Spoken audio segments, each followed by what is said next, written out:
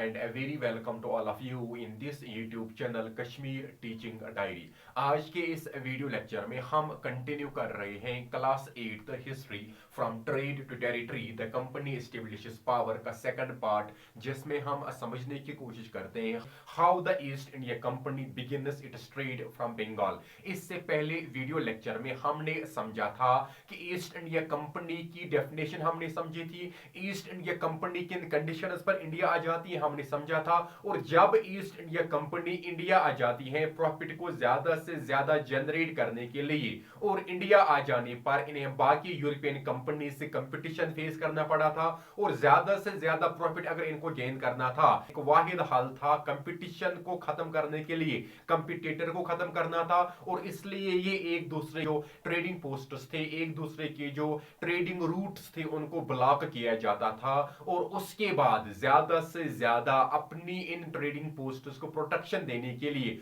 Fortification की गई। और ये जो फोर्टिफिकेशन की थी ये हमने समझा था कि ये यहाँ की टेरिटरी पर की गई थी, और ये जो टेरिटरी थी ये किसी रूलर की टेरिटरी थी। अब जब कंफ्लिक्ट स्टार्ट हुआ था ये हुआ था between the local ruler and between these European companies. तो अब इससे आगे हम आज समझने की कोशिश करते हैं East India company begins its trade in Bengal. किस तरह से ईस्ट इंडिया कंपनी बंगाल से अपना ट्रेड स्टार्ट करते हैं। फर्स्ट इंग्लिश फैक्ट्री जो एस्टेब्लिश की गई थी 1651 में on the banks of river Hooghly in Bengal, ये यहां पर एस्टेब्लिश की जाती है।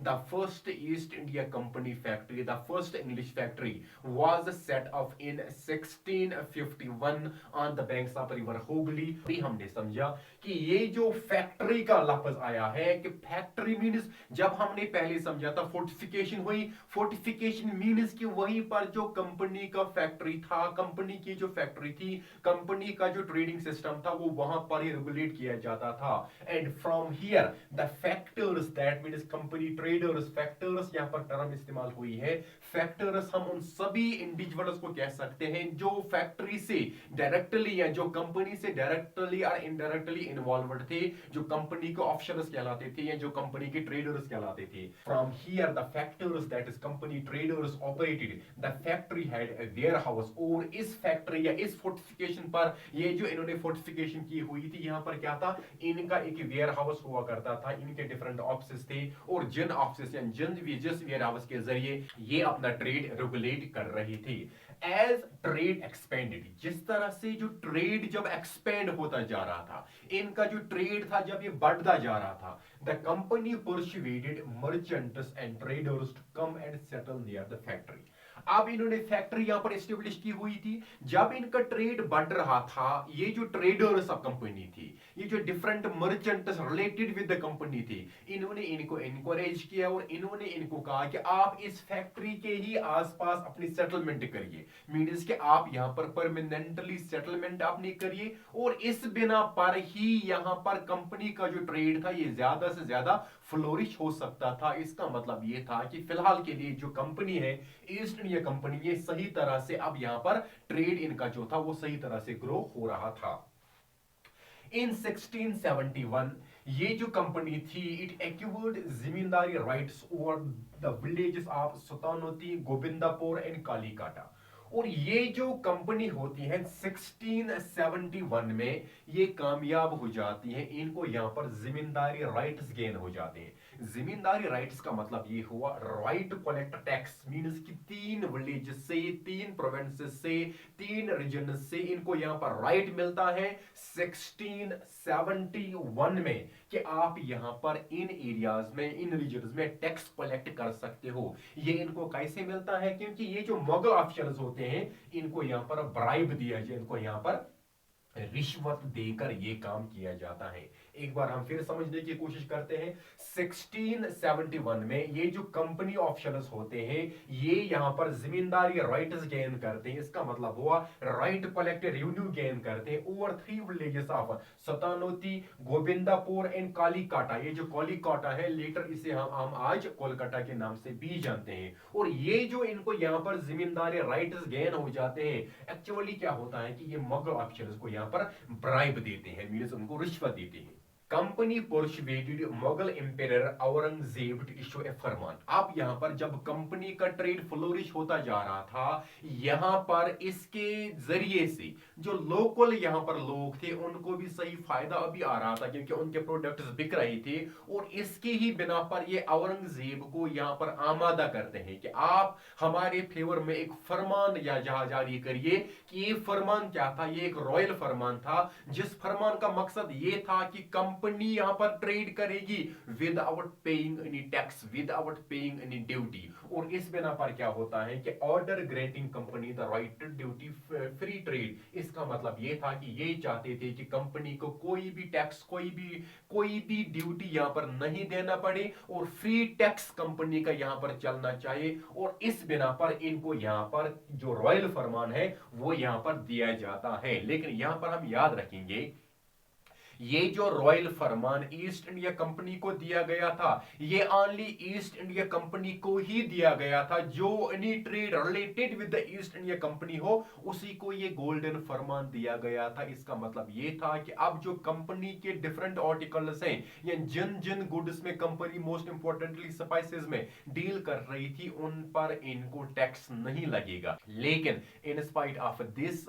बाकी जो प्राइवेट ट्रेड कंपनी का ऑप्शंस का रहेगा उस पर इनको टैक्स देना था। लेकिन यहां पर misuse of the golden farman हो जाता है, वो हम समझने की कोशिश करते हैं। East India company beginners trade in Bengal. अब ये अपना ट्रेड स्टार्ट कर रहे हैं। कौन सा वाला trade? Duty free trade. However, these फरमान्स were continuously misused by the company officials। Means कि ये जो ट्रेडिंग फरमान दिया गया था कंपनी को दिया गया था, कंपनी के ऑप्शंस को नहीं दिया गया था। मीन्स कि कंपनी के ऑप्शंस का कोई पर्सनल शॉपिंग इनको करनी होती थी, कोई पर्सनल प्रोडक्ट इनको लाना होता था, वहां पर इनको टैक्स पे करना था। लेकिन ये क्या कर रहे थे? हदीज फरमान्स ये जो थे इनको कंटिन्यूअसली मिसयूज किया जाता था कंपनी ऑप्शंस के जरिए। किस तरह से?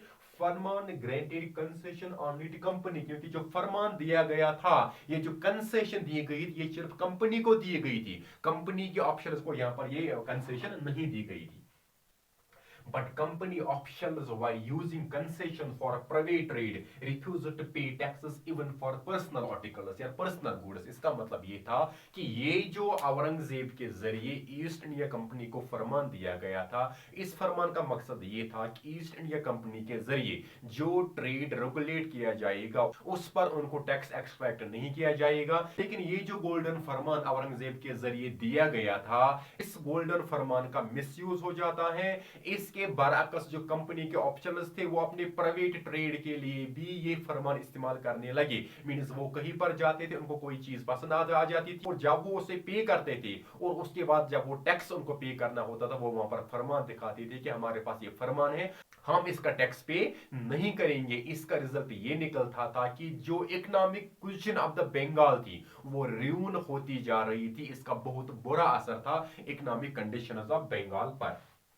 The misuse of the Farman was leading to enormous loss of revenue for the Bengal। तो अब ये जब misuse of the golden फरमान हो रहा था और इसके जरिए जो रेवेन्यू कंडीशन थी, जो इकोनॉमिक कंडीशन थी बंगाल की, वो बहुत ज्यादा अबतर होती जा रही थी, वो र्यून होती जा रही थी। How could the nawab of Bengal Murshid Quli Khan be happy with this? सीधी बात है कि जब औरंगजेब की डेथ हो जाती है 1707 में, उसके बाद क्या हो जाता है कि ये जो रीजनल किंगडम बनने स्टार्ट हो जाते हैं, तो मुर्शिद कुली खान जो थे अब ये नवाब थे बंगाल की। और अब जब मिसयूज ऑफ फरमान हो रहा था तो ये जो मुर्शिद कुली खान था ये यहाँ पर एक्सेप्ट इसे कैसे करता था?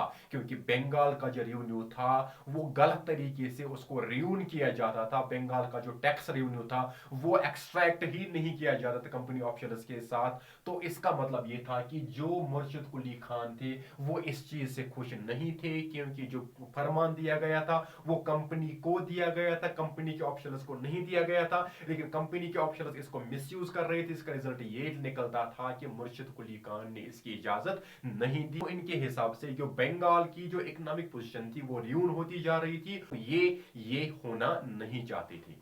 How trade led to battles.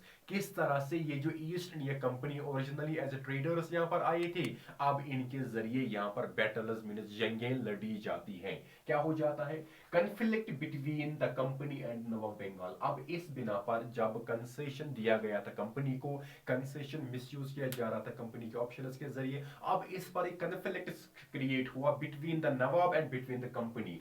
Situation changed after the death of the Aurangzeb. सीधी बात है कि जब 1707 में औरंगजेब की डेथ हो जाती है और जो central tendency of Mughal empire थी वो खत्म हो जाता है और रीजनल किंगडम्स इमर्ज हो जाते हैं, और रीजनल किंगडम्स के जरिए जो भी डिसीजंस लिए गए थे प्रीवियस रिजीम के जरिए वो खत्म हो जाते हैं, और अब जो नए नवाब बनते हैं वो ये सब कुछ बर्दाश्त नहीं करना चाहते हैं। Bengal nawabs asserted their power and autonomy, declared independence। ये हमने पहले ही समझा था।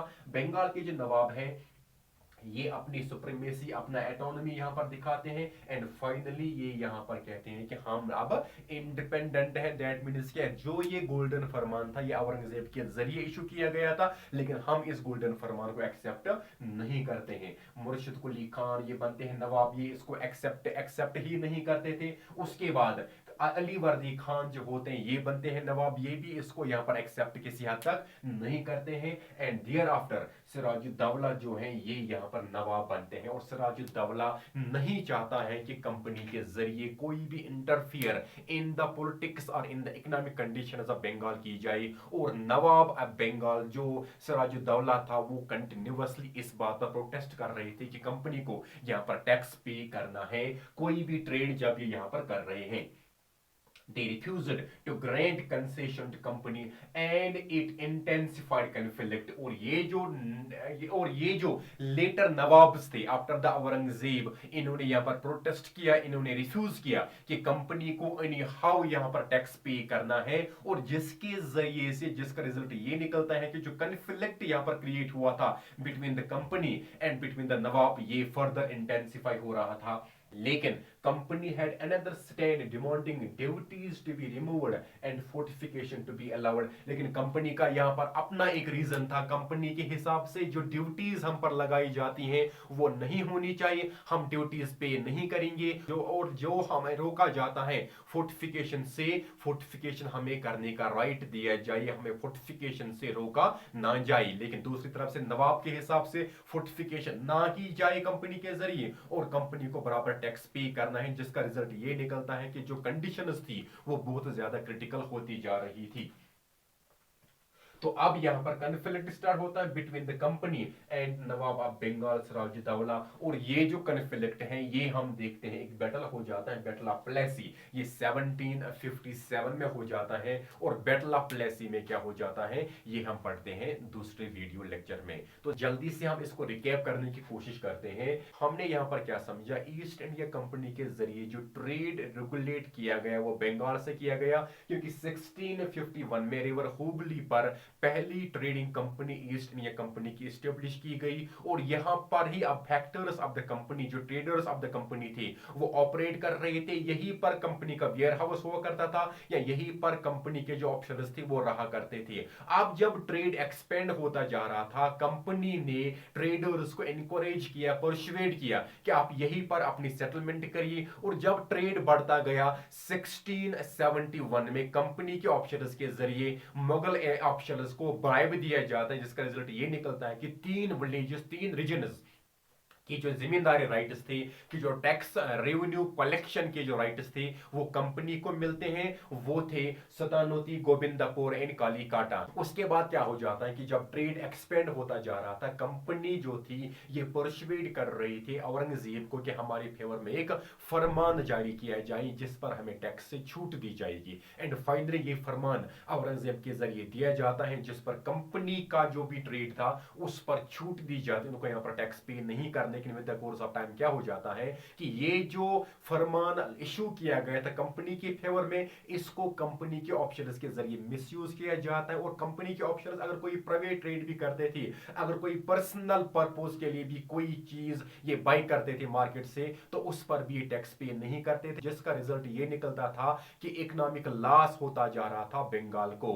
और उसके बाद जो बाकी जो नवाब आए थे औरंगजेब के डेथ के बाद, वो ये बर्दाश्त नहीं करते थे, वो ये एक्सेप्ट नहीं करते थे। मुर्शिद कुली खान थे, अली वर्दी खान थे या सिराजुद्दौला था, जिसका रिजल्ट ये निकलता कि जो कन्फ्लिक्ट था between the company and nawab ये फर्दर इंटेंसिफाई होता जा रहा था। And finally nawab of Bengal Sirajuddaulah ने डिमांड की कंपनी को फुल टैक्स पे करना है और साथ ही साथ इनको यहाँ पर राइट नहीं दिया जाएगा फोर्टिफिकेशन का। लेकिन कंपनी के जरिए ये कहा जा रहा था कि हम पर जो ड्यूटीज लगाई जाती इनको रिमूव किया जाए और साथ ही साथ जो भी फोर्टिफिकेशन के राइट्स है वो हमें दिए जाए, हमें फोर्टिफिकेशन के लिए अलाउ किया जाए। और जिसका रिजल्ट ये निकलता है कि कंपनी एंड नवाब के दरमियान जो कन्फ्लिक्ट है वो फर्दर इंटेंसिफाई होता जा रहा था। एंड फाइनली ये जो इंटेंसिफिकेशन है इसका रिजल्ट हम देखते हैं बैटल ऑफ प्लेसी में। कंपनी और नवाब के दरमियान 23 जून 1757 को एक बैटल विटनेस की जाती है जिसे हम बैटल ऑफ प्लेसी के नाम से जानते हैं, जिस बैटल ऑफ प्लेसी में सिराजुद्दौला को डिफीट दी जाती है। इस तरह से आज के इस वीडियो लेक्चर में हमने सभी कंसेप्ट्स को सही तरह से समझाने की कोशिश की। होप आपको सही तरह से समझ आया होगा। दूसरे वीडियो लेक्चर में हम इसी सीरीज को कंटिन्यू करते हुए आपके सामने फिर हाजिर होंगे। Till then stay blessed. Allah हाफिज। अफी अमानिल्लाह।